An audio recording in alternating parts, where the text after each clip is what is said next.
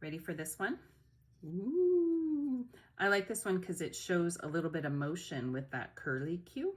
So this one is fun to draw. It starts with the gumdrop, the upside down gumdrop shape. Oh, we'll put it right here. So we do a straight line and the gumdrop shape. It starts the same way that this spaceship started. So a gumdrop shape. Then we're going to draw a little rectangle underneath.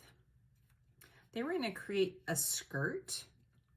The skirt starts kind of up on the gumdrop, and so you do a line this way and a line that way. Skirt might not be the right word, but it's the dome around the flying saucer. And then this has a rounded shape to it.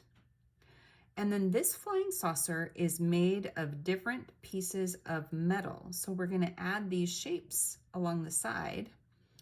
And then we're going to attach it by putting dots, which are like either screws or rivets that hold that spaceship together.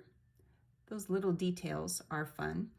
And let's see what else. We can make two little lines on the dome. We'll make it look like it's glass or that you can see through it. And you can make it look like this spaceship is in motion by adding that swirl underneath. And there you have it. You have created another flying saucer.